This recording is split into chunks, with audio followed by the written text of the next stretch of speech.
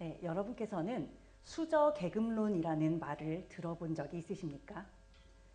아마 금수저나 흙수저와 같은 말은 한 번쯤은 들어본 적이 있으실 것입니다. 이 말은 부잣집 출신을 뜻하는 영어 수거인 은수저를 입에 물고 태어났다라는 말에서 유래했다고 합니다.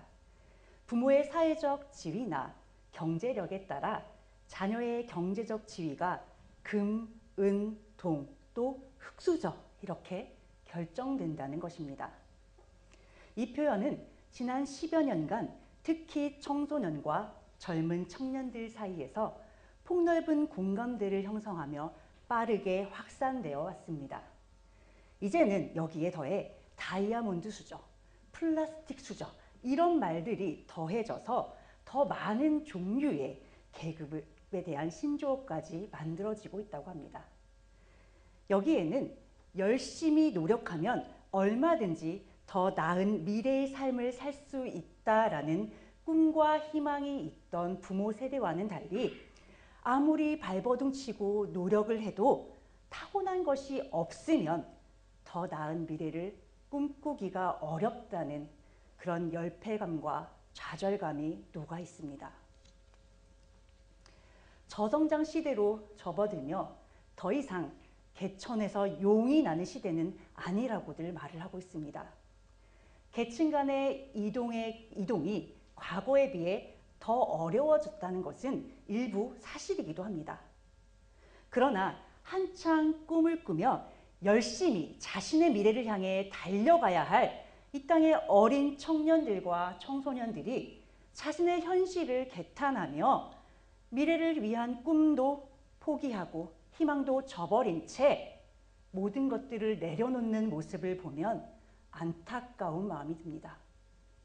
이들이 안타깝게 느껴지는 이유는 부모로부터 물려받은 것을 외적으로 보이는 재물이나 사회적 배경에만 국한하여 생각하고 있기 때문입니다. 그들이 외적인 것들을 타고나지 못했다는 이유로 스스로 좌절하며 노력조차 포기한 채 살아가지만 눈으로 보이지 않는 것들 역시도 얼마든지 좋은 조건이 될 수 있습니다. 예컨대 성실함과 근성, 또 뛰어난 지능이나 지혜 역시도 부모로부터 물려받는 아주 훌륭한 유산입니다.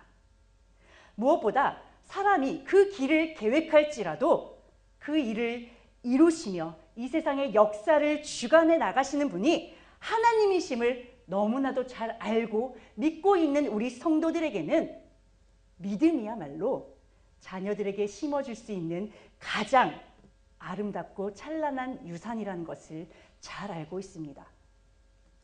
아무리 개천에서 용이 나는 시대는 끝이 났고 수저계급론이라는 이상한 이런 신조어가 등장할 만큼 새로운 신분사회가 되었다고 한탄할지라도 우리 사회에는 여전히 타고난 배경과는 상관없이 자신의 자리에서 그 처한 환경에서 최선을 다해 자신의 삶을 살아가는 사람들이 있습니다.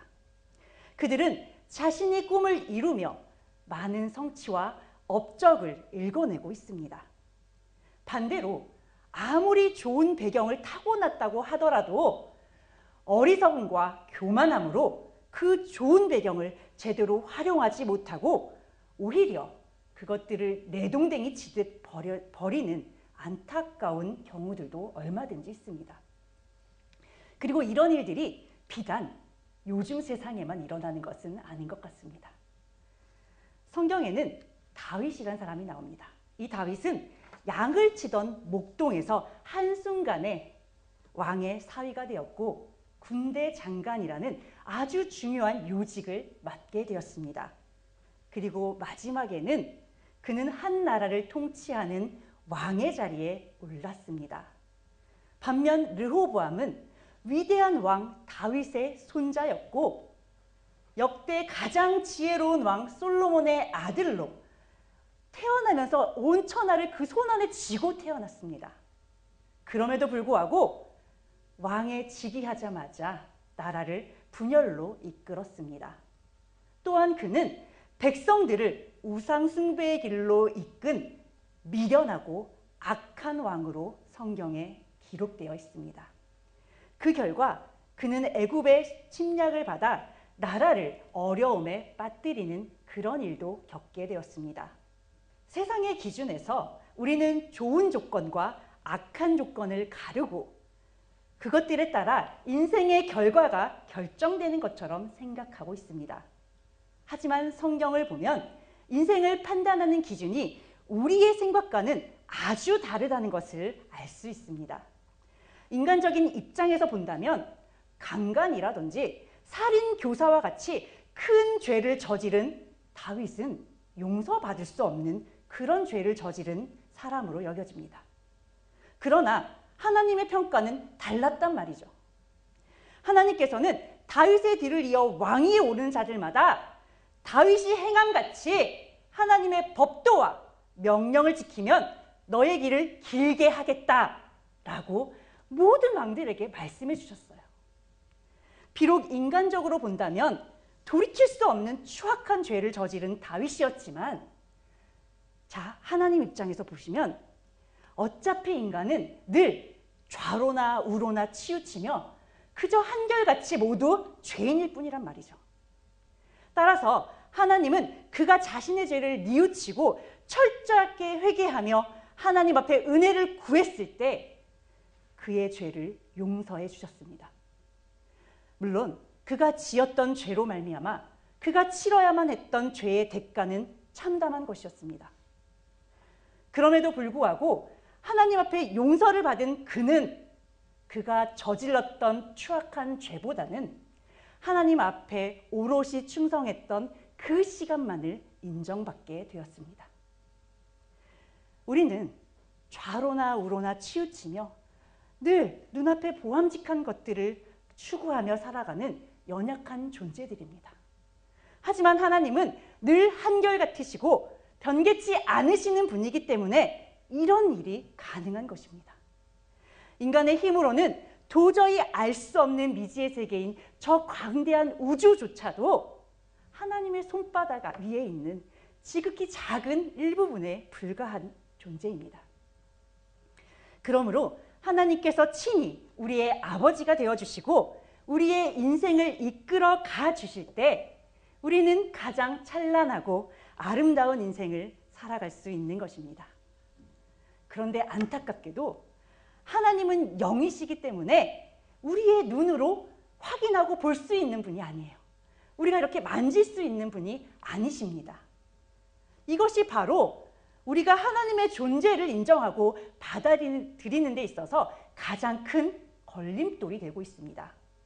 보암직한 세상으로 사단이 우리를 유혹할 때에 그토록 허무할 정도로 쉽게 넘어가는 이유도 바로 이 때문입니다. 호시탐탐 우는 사자와 같이 넘어뜨릴 영혼을 찾아다니는 그 사단이 이 좋은 기회를 놓칠 이유가 없습니다. 그러니 성경은 눈에 보이지 않는 하나님께서 어떤 분이신지를 스스로 알려주시는 아주 특별한 계시인 것입니다.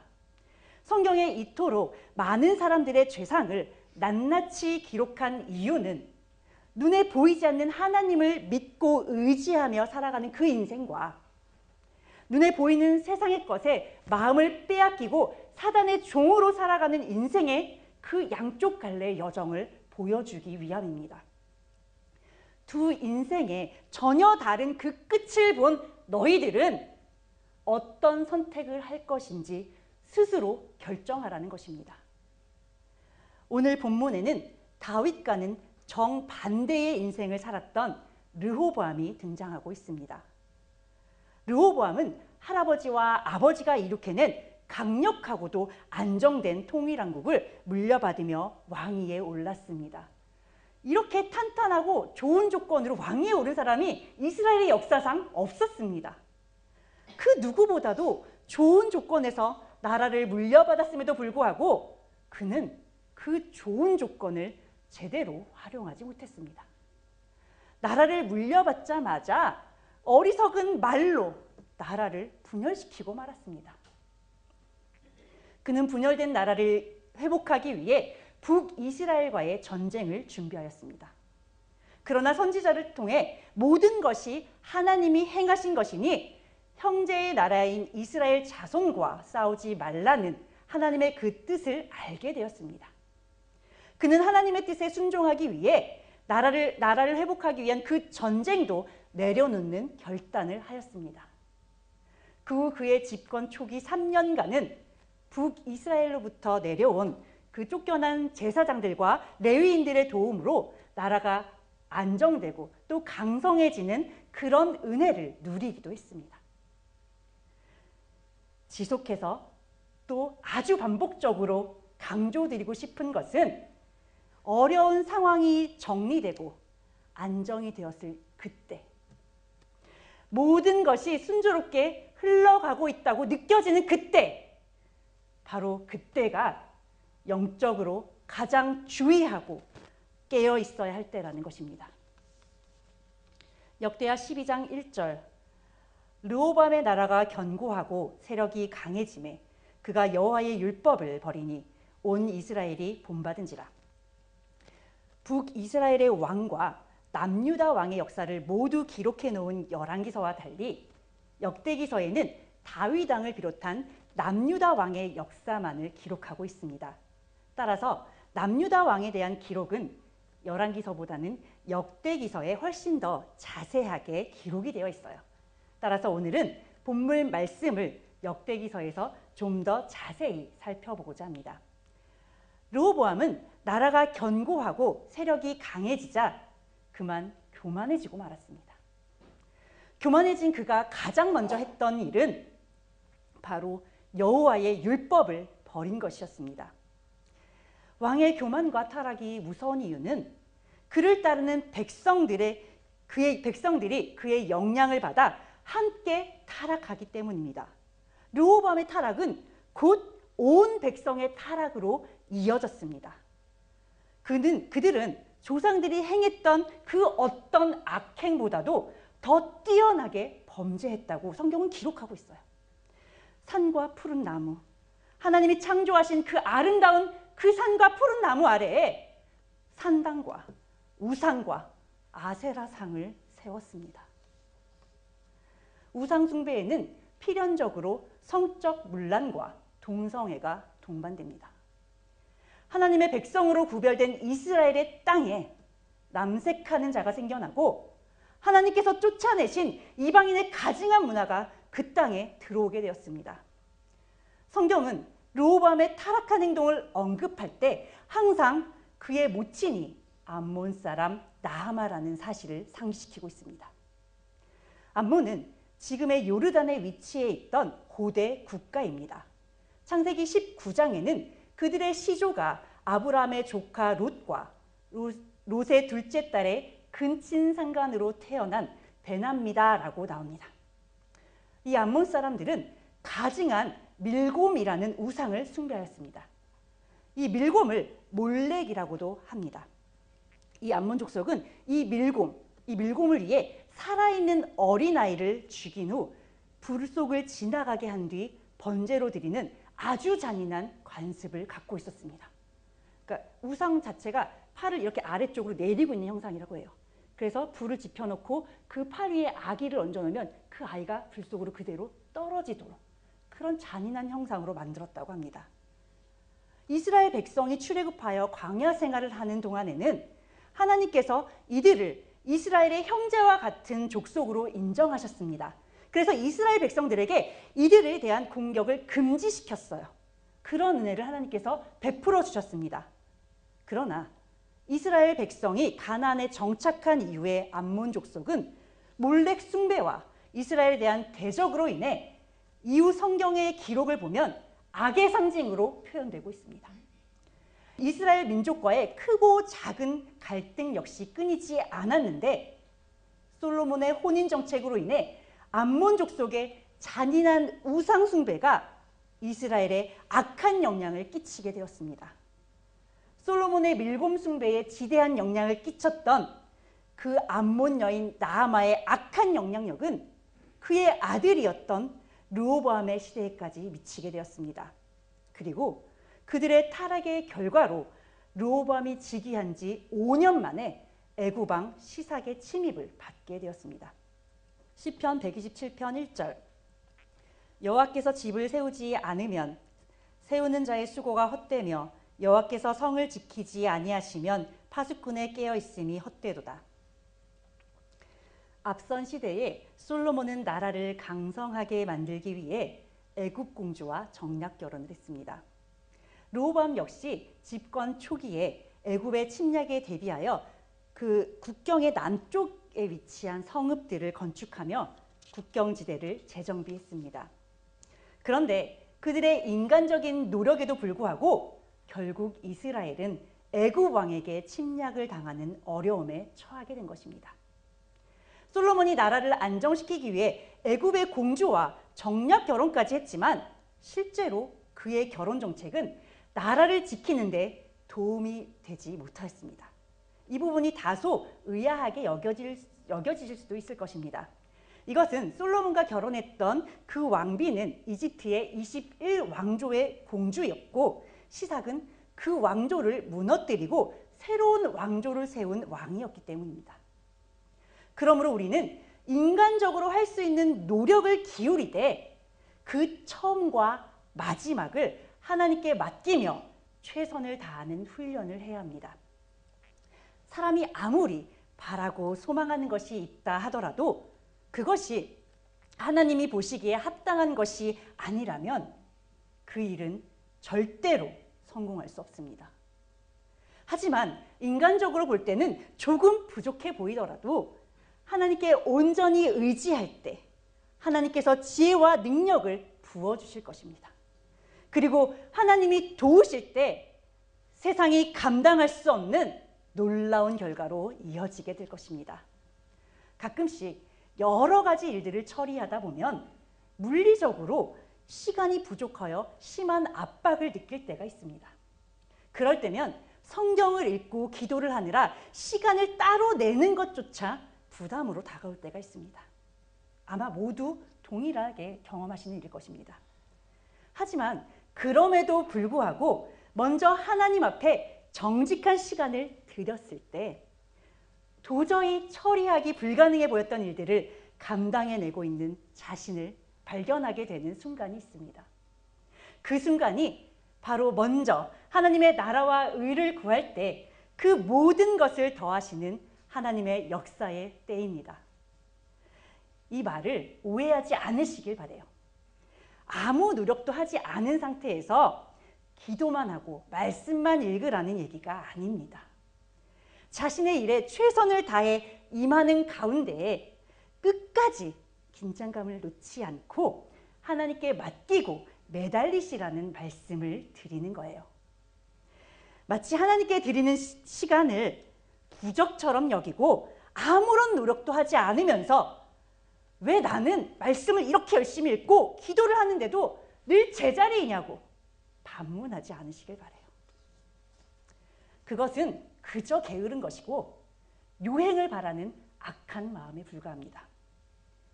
최선을 다했을 때 그에 상응한 노력한 만큼의 열매를 얻는 것, 그것이 우리 성도들에게는 가장 큰 축복이고 은혜라는 것을 꼭 기억하시기를 바랍니다. 그리고 하나님께서 여러분에게 꼭 필요한 때에 가장 합당한 방법으로 역사하신다는 것을 믿으시고 지금 허락해 주신 그 자리에서 충성하시고 감사하시는 여러분이 되시길 바랍니다. 한편 애굽 왕 시삭의 이 예루살렘 침략은 이스라엘 역사 연구에 있어서 아주 중요한 자료입니다. 주변 나라의 역사가 개입됨으로써 성경이 전하고 있는 이 사건이 역사적인 객관성을 확보할 수 있기 때문입니다. 성경은 르호보암 제5년에 애굽 왕 시삭이 예루살렘을 치러 올라왔다라고 기록하고 있습니다. 이때 성전과 왕궁의 보물을 모두 빼앗아가고 솔로몬이 만들어 놓았던 금방패도 빼앗겼다라고 하고 있어요.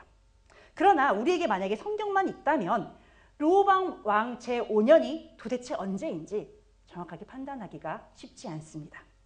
또 이 사건이 실제로 일어난 일인지 아닌지를 우리는 성경만을 근거로 했을 때는 그걸 역사적 사실이다라고 증명해내기가 쉽지 않습니다. 본문에 등장하고 있는 이 시삭의 가나안 지역 침공이 역사적 사실에 근거하고 있으며 이와 관련한 이집트의 역사적 자료는 이스라엘 역사 연대 설정에 있어 기준이 되는 아주 중요한 사건이 됩니다. 성경의 가나안 지역을 침공한 애굽의 왕 시삭은 애굽의 제22왕조의 창건자인 쉐숑크라는 왕입니다. 그는 그의 가나안 원정에 대한 기록을 이집트의 카르낙 신전의 남쪽 문에 부조로 새겨놓았습니다.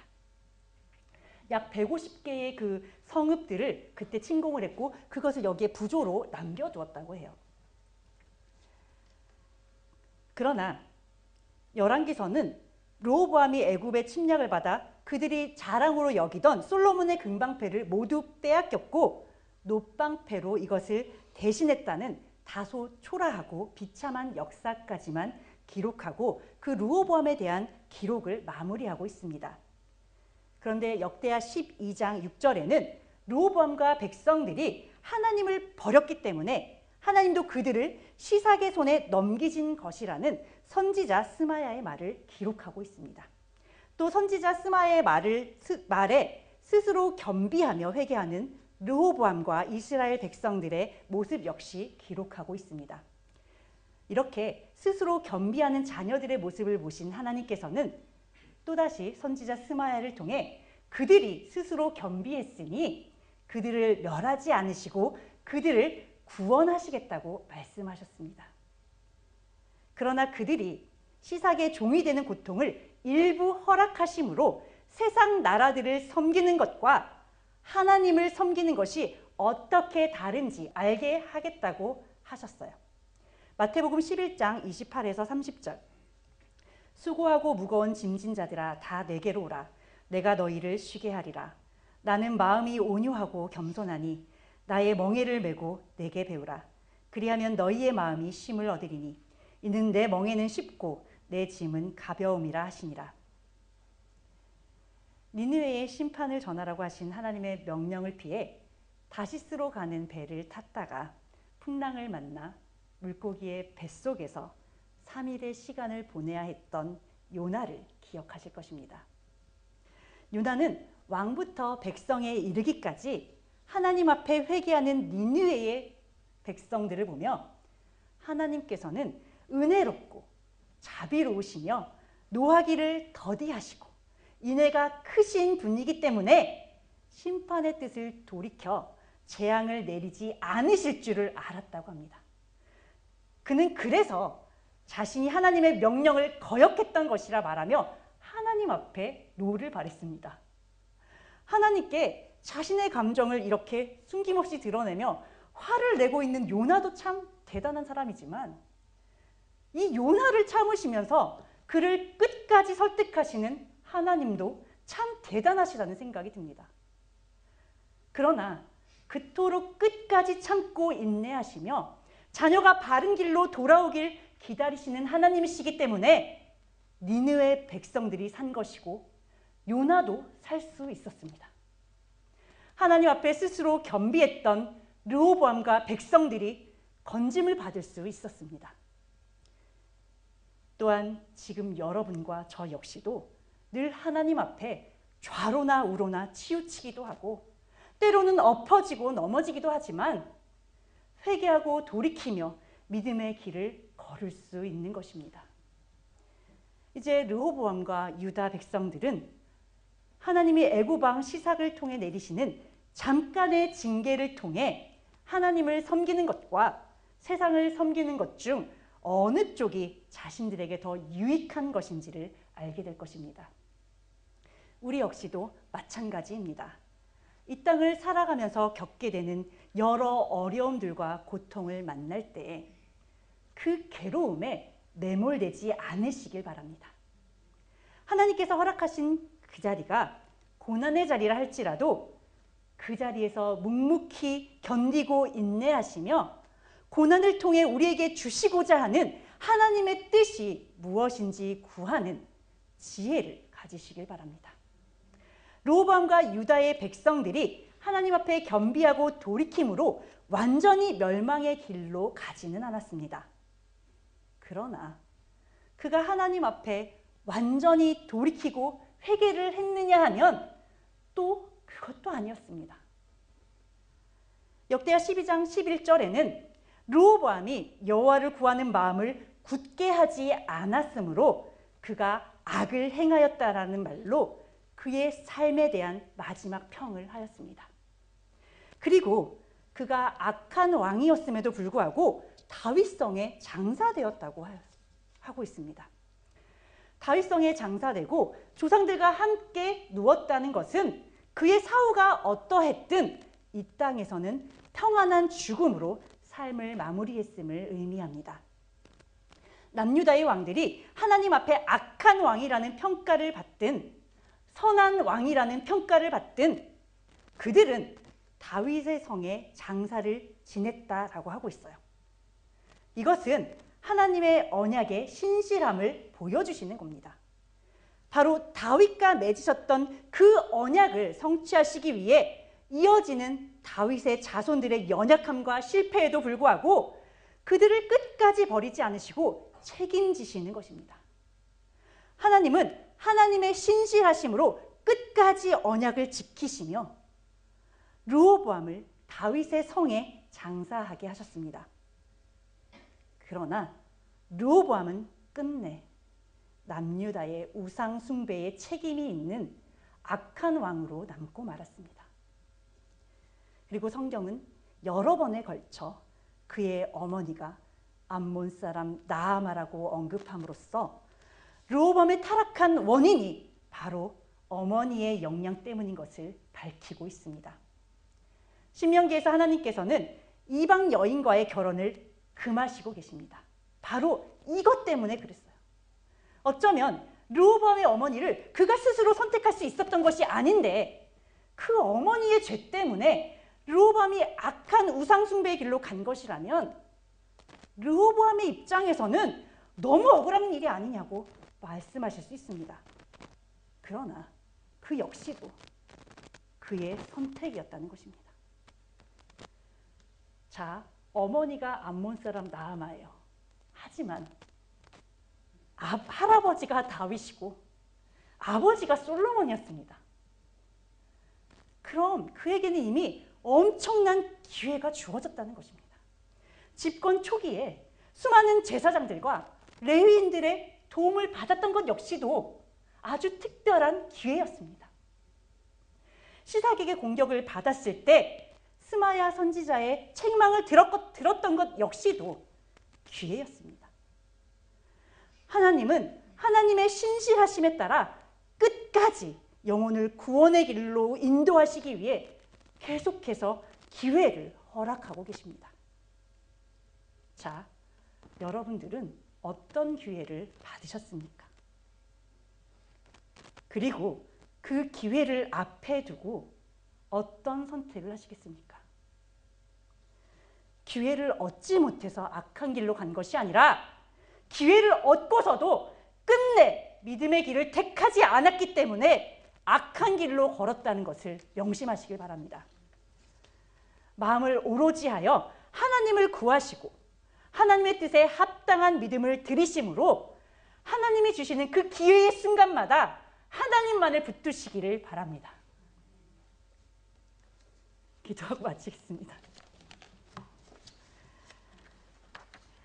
사랑과 은혜가 충만하신 하나님 아버지, 어찌하여 악한 자들이 형통한 삶을 사는 것인지, 어찌하여 주님을 모르는 자들이 세상의 높은 자리에 앉아 세상을 호령하는 것인지 이해가 되지 않았습니다. 그것이 때로는 억울하기도 하고 좌절스럽기도 했습니다.